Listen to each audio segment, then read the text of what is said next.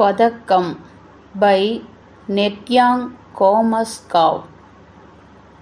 அணைக்க வரும் வெண்பஞ்சு போன்ற முகில்களிடையே தன் முகத்தை புதைத்து கொண்டே மேற்கோடியில் சாய்ந்து வந்தான் கதிரவன். வயல்களிலிருந்து வறண்ட காற்றடித்தது. மரங்களில் உள்ள இலைகள் சலசலத்தன. பாட்டி நெடல்யாவின் தலையில் கட்டியிருந்த கைக்குட்டை கலைந்து அவளது வெள்ளை முடி பறந்தது. கிழவி ஆப்பிள் மரத்தடியில் அமர்ந்திருந்தாள். மரத்தில் பழங்கள் பழுத்து குவிந்திருந்தன. அவளது கண்கள் தோட்டத்தை சுற்றி பார்வையிட்டன.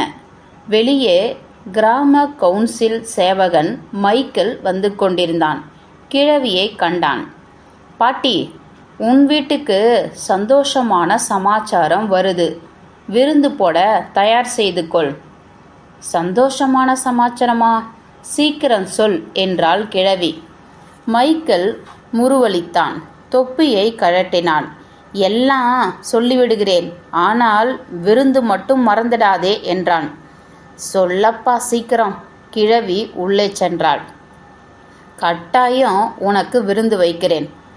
பிறகு சொல்கிறேன். இப்பொழுது அவசரமாக போக வேண்டும். மைக்கேல் போக திரும்பினான். நீ ஒரு சின்ன போக்கிரி. கிழவி அவன் கையை பிடித்து இழுத்தாள். சந்தோஷமான சமாச்சாரத்தை சொல்கிற வரை உன்னை விடமாட்டேன். யாருக்கு செய்தி? நமது குழந்தைகளுக்குத்தானே என்று கேட்டாள் கிழவி. மைக்கேல் சிரித்தான். மகிழ்ச்சி உனக்குத்தான் பாட்டி.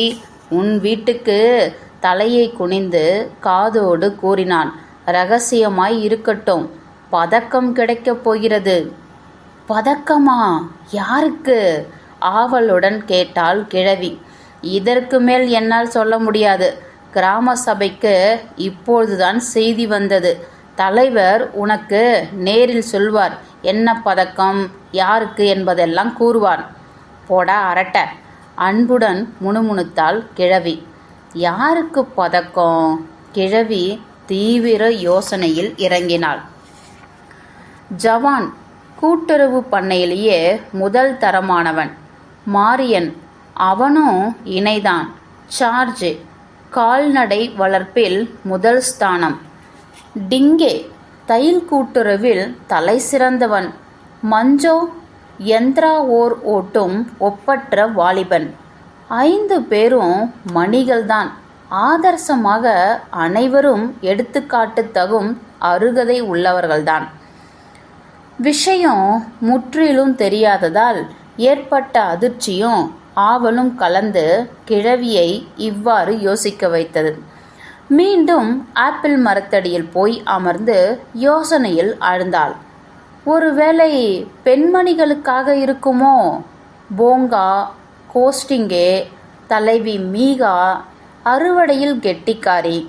ஒருவேளை மருமகள் நெப்பாங்கா, திம்த்ரா, நிக்கோலினா, யாராவது ஒருவர். வேலையில் எல்லோரும் கெட்டிக்காரிகள்தான்.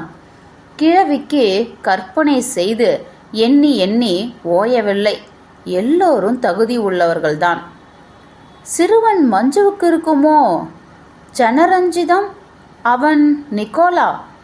போலீஸுக்கு பலியாகாதிருந்தால், திராவா போரிலே மாளாதிருந்தால் அவர்களும் இதற்கு அருகதை உள்ளவர்களாய் இருப்பார்.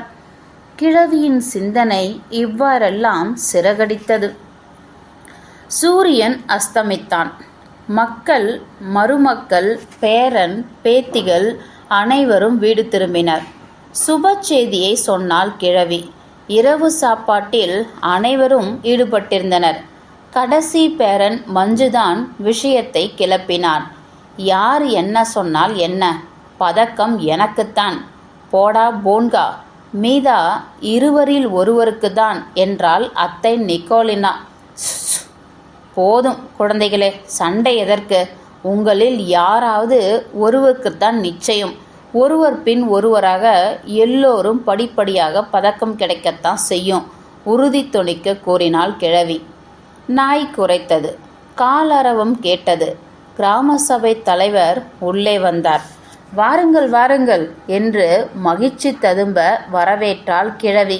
இதோ யாருக்கு பதக்கம் என்பதை சொல்லத் தகுந்த மனிதரே வந்துவிட்டார் என்று பேர குழந்தைகளை பார்த்து கூறினாள் கிழவி. ஓஹோ, ஏற்கனவே கேள்விப்பட்டு விட்டீர்களோ என்றார் கிராம சபை தலைவர். மைக்கேல் ஒரு மாதிரி விஷயத்தை சொன்னான், எனக்கு புரியவில்லை. யார் அந்த அதிர்ஷ்டசாலி சொல்லுங்களேன் என்றாள் கிழவி. நீங்களே யூகித்து சொல்லுங்களேன் என்று கூறினார் கிராம சபை தலைவர். என் குழந்தைகள் எல்லோரையும் நான் ஒரே விதமாக நேசிக்கிறேன். அவர்கள் அனைவரும் தகுதி உள்ளவர்கள்தான். எனவே எப்படி சொல்ல என்றாள் கிழவி. கிராம சபை தலைவர் புன்சிரிப்பு கொண்டார். அறையை சுற்றிலும் பார்த்தார். ஒரு குறும்புத்தனமான புன்னகை அவர் முகத்திலே தவழ்ந்தது. கிழவியின் தோளில் தட்டினார். பாட்டி, உங்களுக்குத்தான் அந்த பதக்கம். நீங்கள் பெற்று வளர்த்த புதல்வியர்களை பாருங்கள். பெற்ற உன் மணி வயிறு, போற்றிய உன் பொற்கரங்கள், வளர்த்த தாய் உள்ளம், அதற்குத்தான் பதக்கம். பரிசு நாளை அளிப்பார்கள் என்று கூறினார் கிராம சபை தலைவர். அப்படியா? குழந்தைகளில் ஒருவருக்கே என்று நினைத்தேன் என்றாள் கிழவி. கிழவியின் கண்களில் ஆனந்த கண்ணீர் ததும்பியது. சுற்றி நின்றவர்கள் மகிழ்ச்சி ததும்ப அவளை பரிவுடன் நோக்கினர். மறுநாள் சோஃபியா நகருக்கு செல்லும் புகைவண்டி காற்றை கிழித்து கொண்டு விரைந்தது.